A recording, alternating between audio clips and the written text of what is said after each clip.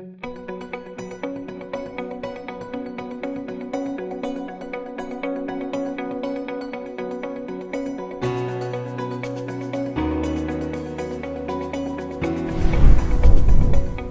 everyone, I'm George Stephanopoulos from ABC News. Our system of democracy is unique. Citizens can influence and ultimately control virtually all of our nation's policies, and for more than 200 years, it has worked. Coupled with our free enterprise economy, Americans enjoy a high standard of living. Countries all over the world have tried to copy us, and tens of millions have flocked to our shores to enjoy our benefits. In this video, we take a look at where we stand as Americans, at how Americans' health and well-being compares to other countries. We're also going to examine the choices we make that impact our health and well-being. To better understand all this, we'll look at some of the health-related subjects considered by our nation's policymakers. First, we'll look at the percentage of Americans who live to the age of 5 as compared to those in other nations, our access to emergency medical care, and our position in the world in terms of medical research and innovation. We'll also look at the choices that influence our health and well-being, such as drugs, including alcohol and tobacco, cancer, obesity, sexually transmitted diseases, auto crashes, and education and income level. Now you will hear from the person who is helping make this video possible in your area.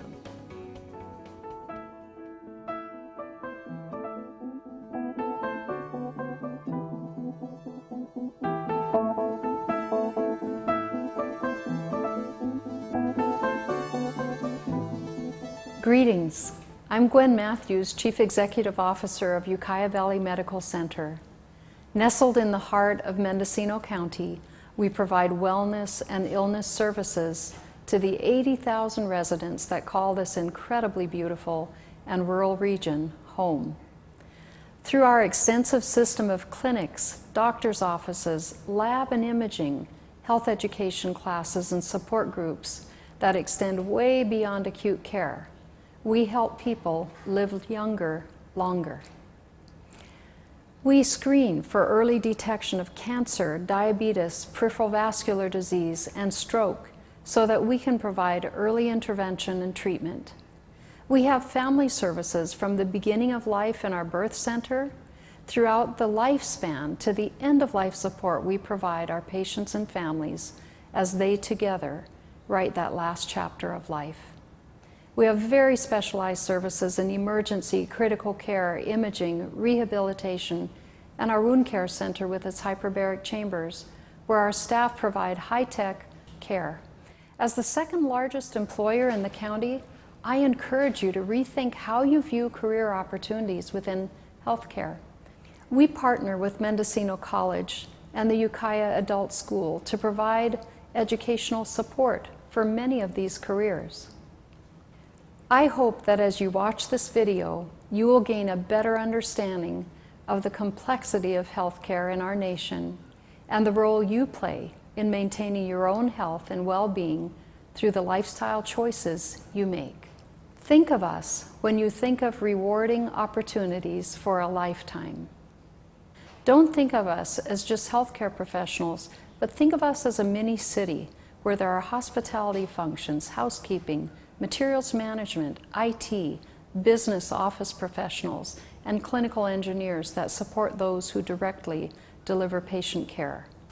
My name is Rick Bachman. I am the Chief Executive Officer of Frank R. Howard Memorial Hospital. Our hospital's nestled in the beautiful and majestic Redwoods here in Northern California. And our motto is neighbors helping neighbors. It's something that we take very seriously here. As a critical access hospital, we offer programs that help improve the quality of healthcare for our community members. And just recently, we were the recipient of a wonderful award called the Path to Excellence Award. This is a national award for patient experience. Patients come from all over Northern California and even Oregon to our orthopedic joint center here at Howard Memorial Hospital. And it's, I think, pretty amazing that people come to this small little hospital in this little town for this joint replacement program, and it's because it's such an amazing program. We have a lot of the things that you would expect to find in a hospital. We have an emergency department, we have imaging and lab. We also have some very special programs like diabetes education and smoking cessation. And also we have an incredible chef here that is actually nationally recognized, creates incredible food for our patients and for our staff. And a lot of the ingredients that he uses, the vegetables and the fruits, come from our own garden and our own orchards that are right near the hospital and in fact next to our new hospital. Speaking of new hospital, the hospital that we're currently using is 85 years old, and we're building a brand new hospital that's going to open in early 2015. And this new hospital is state-of-the-art and going to serve our community for at least another 85 years. As a large employer in Mendocino County, we encourage you to pursue a career in healthcare. We partner with Mendocino College to provide educational support for community members just like you. I hope as you watch this video, you will not only gain a better understanding of how complex the healthcare industry is, but you also come to realize that healthcare is delivered at a local level. And what we experience here is wonderful. To see the smiles and see the changed lives in our community members is very, very rewarding. You live in the United States, but you could just as easily live in another country like Chile, Niger, or China. How would your health and well-being be different if you lived in another country? To better understand this, consider the issue of the likelihood of living to the age of 5. Only about 1 out of 100 Americans will not survive until their 5th birthday. In Haiti, in the Americas, 7 won't survive, and in Sierra Leone, in Africa, 19 out of 100 kids won't live to the age of 5. Just living in a country like the United States significantly increases your chances of living beyond the age of 5. Now let's look at America's emergency medical care. Imagine your friend or family member was injured in an accident. What would happen next? If that person lives in America, he or she will most likely be receiving medical care within a hospital within 45 minutes. That's because nearly 94% of accident victims in America, regardless of their economic situation, are in a clean, well-equipped emergency facility within 45 minutes. Most people around the world are not that fortunate. 85% of the world's population do not live in a high-income country like the United States, and therefore they do not enjoy the same access to emergency medical care that we enjoy. Even in Mumbai, the wealthiest city in the middle-income country of India, only 1 out of 10 accident victims receives transport by ambulance, and nearly 1/3 of all accident victims die due to delays in transportation to medical facilities. Now, let's hear from an expert on where America stands in terms of medical research and innovation. I'm Dr. Francis Collins. I'm the director of the National Institutes of Health, NIH, in the United States. I'm a physician, a scientist. I had the privilege of leading the Human Genome Project, and I'm here to talk to you about medical innovation, and particularly the way in which America has played a leading role in that enterprise over many decades. Right now, innovation in medicine is at a fevered pitch. We have the human genome to help us understand how life works and how sometimes disease occurs. And there is a great deal of energy and excitement about innovations around those discoveries to lead us to new ideas about how to prevent, treat, and cure disease. America, the United States, has been in a very remarkable role for several decades because of the investment the taxpayers make through the Congress in supporting medical research. So the NIH, which I lead, is the largest supporter of biomedical research in the world. And the consequences of the work are pretty amazing. If you just want to count up, for instance, publications, more than 1/3 of the publications about medical research right now in the world come from the United States. The development of new medicines, about 1/3 of those come from work done in the US. We could count Nobel Prizes, I suppose. That's a pretty good indicator of where success has happened. 84% of Nobel Prizes are given to groups or individuals that include at least one American. The NIH has supported individuals who won the Nobel Prize now 138 times. But of course, it's also really important for people to take all the right steps themselves to focus on staying well. And it's interesting and somewhat disturbing to notice that 40% of illness in the United States actually comes about because of unhealthy practices that we each choose or don't choose. So as you listen to all of the information in this segment about America's health, I hope you'll both be excited about where it's taking us, the great advances that we're on the cusp of achieving, but also it'll motivate you to make those decisions yourself about diet, about exercise, about other health practices that will keep you healthy for many decades to come. That's our collective goal. As Dr. Collins said, the United States is a world leader in terms of medical innovation and research. This is in part due to the commitment our democratic government makes to this subject area. With that, and our access to top-of-the-line emergency medical care, Americans live the longest, right?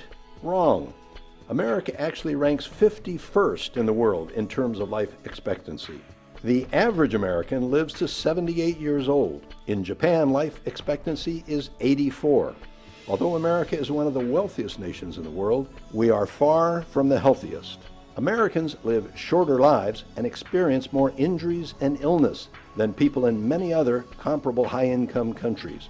America actually ranks last on all these health and wellness measures compared to the 16 other high-income countries. What do many of these statistics have in common? They're a result of negative choices Americans make. That means it's more likely we won't live as long as we could. Living in America gives us a far better healthy starting point than most other people in the world. But compared to the other highest income countries, we don't fare so well. Many of the personal choices we make keep some of us from living long, healthy lives. It's a little like being surrounded by the world's most modern exercise and athletic training equipment. That alone does not make us strong, well-conditioned athletes. We have to use the equipment and exercise on a regular basis. So let's look at 6 topics related to health and well-being.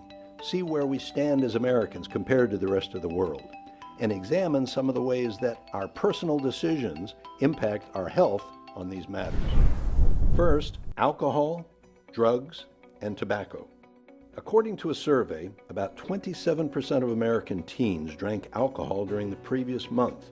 The European countries averaged twice the U.S. rate. 24% of Americans over 12 had binged on alcohol in the previous 30 days. That's 5 or more drinks in a 2-hour period. Why is that important? Because binge drinking is especially harmful to the part of the brain which plays a critical role in learning and memory. And alcohol abuse has other unintended side effects: car crashes, unwanted pregnancies. Even one underage drinking or disorderly conduct charge can make it harder to get a job, a car, or a scholarship. And of course, the same negative consequences can happen when you use illegal drugs. Americans use twice as much marijuana as almost every European country. But what about the drugs you find in your medicine cabinet? Prescription drug abuse is a problem in many areas of the world, but they're legal, so many people assume they're safe to use. That's not true. Among American teens, prescription and over-the-counter medicines account for most of the commonly abused illicit drugs. Many incorrectly think, if I take it from the medicine cabinet, how bad can it be? And don't realize how addictive and dangerous these medications are. A drug overdose can happen the first time you take something, and even if you take the same amount that you've taken before. It happens all the time, and it doesn't matter how healthy you are.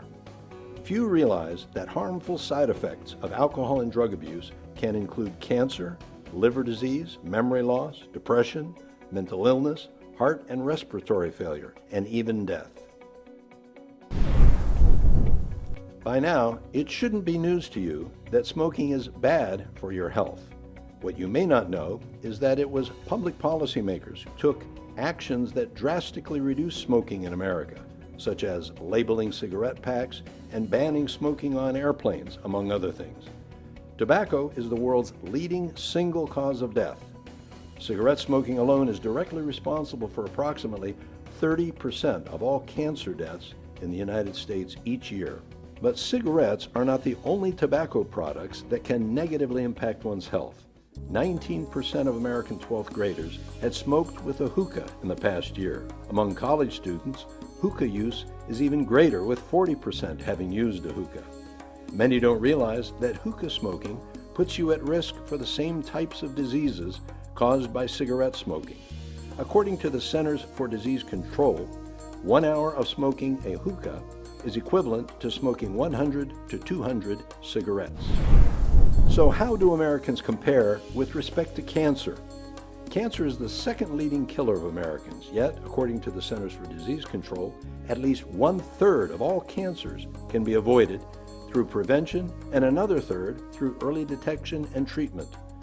Melanoma, a form of skin cancer, is the second most common form of cancer in young adults, ages 15 to 29. A person's risk of the potentially fatal melanoma doubles if he or she has had 5 sunburns at any age. As well, first exposure to tanning beds in youth increases one's melanoma risk by 75%. You can significantly reduce your chances of having cancer by avoiding tobacco, limiting alcohol use, avoiding excessive exposure to ultraviolet rays, eating a diet rich in fruits and vegetables, maintaining a healthy weight, and being physically active, which means trying to exercise 30 minutes a day. As well, having age-appropriate screenings can help prevent cancer, as can certain vaccines. Let's compare the U.S. to other countries in terms of our death rates from cancer.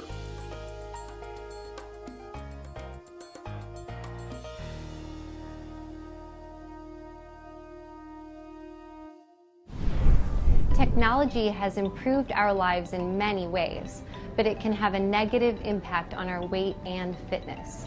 You can order things online without having to go to the store. You can play video games and even see your friends online without leaving the couch.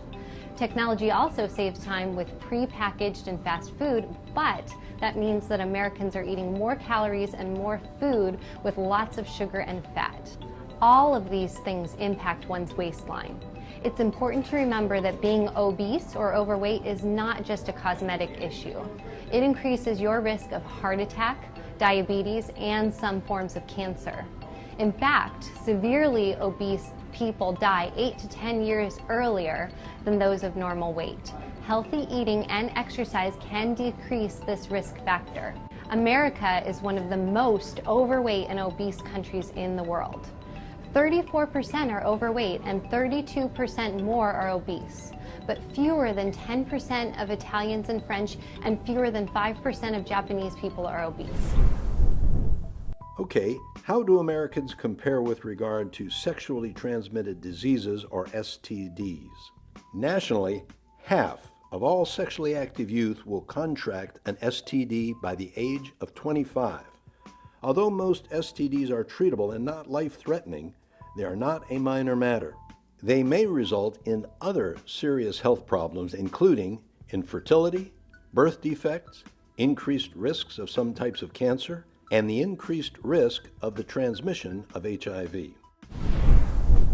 AIDS continues to kill millions around the world, and many right here in the United States. The U.S. has the highest incidence of AIDS among other high-income countries. Let's see how our HIV infection rates compare with other countries. Hello, I'm Officer Aubrey. You know, I see something on the roads every day that most teenagers cannot wait to get their hands on: a car.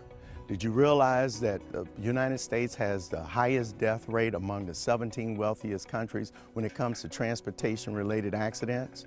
In 2012, over 32,000 Americans were killed in fatal highway crashes. 1/3 of those crashes involved alcohol. 16% of those crashes involved distracted drivers who were either talking on their cell phone, texting, or talking to the passengers next to them. Americans also wear their seatbelts less than people in other developed countries.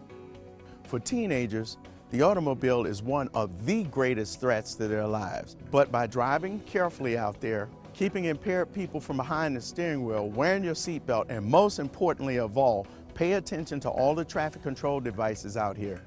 Those things will greatly reduce your chances of dying in an automobile accident. You folks drive carefully out there now. Finally, let's look at one additional topic that can literally change your life and your long-term health. As you have seen, there are a large number of different steps you and your fellow Americans can take to have a healthier life. But health experts agree that two issues, education and income level, will most impact your chances of living a long and healthy life. America has the highest poverty rate among the 17 high-income countries. If America's overall health is to improve, so must its overall education and income level for its poorest citizens, focusing them on the steps that lead them out of poverty.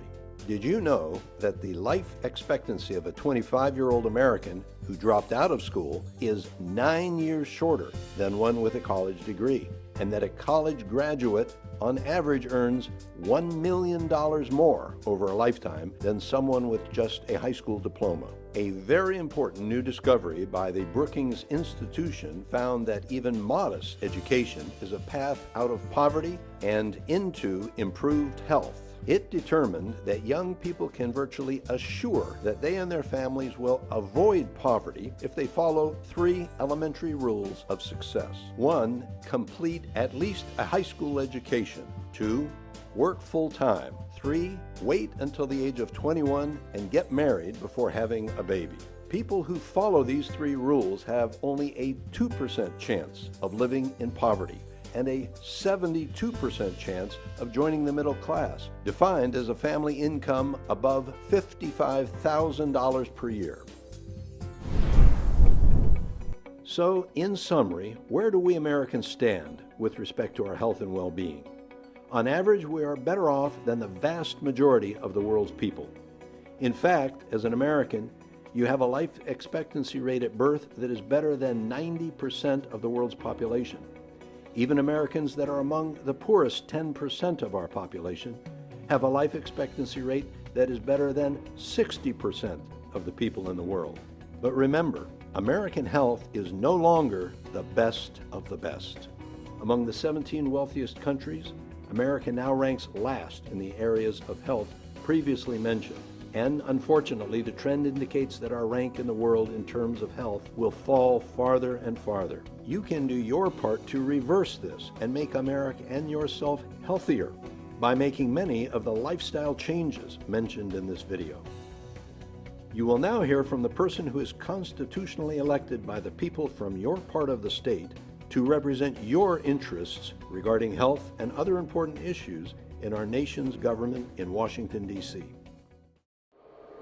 Hello, I'm Congressman Jared Huffman. I was first elected in 2012 to represent the 2nd Congressional District of California. My district stretches from the Golden Gate Bridge all the way to the Oregon border. I was chosen by the voters in this area to represent you in Congress and to work together with Republicans and Democrats alike to find common sense solutions to the problems facing America. So the various subjects that you've been learning about in this video give you an example of the kinds of detailed information I deal with as your member of Congress in Washington, D.C. My job is to study such matters and to try to make sure that any actions our national government may take will be for the best of the lives of the people in the area that I represent and the people in the rest of our great nation. So where do you stand as an American? Each one of us is provided with a whole lot more than most others in the world. Our standard of living here makes us among the lucky ones, and with the right choices, we can enhance our health.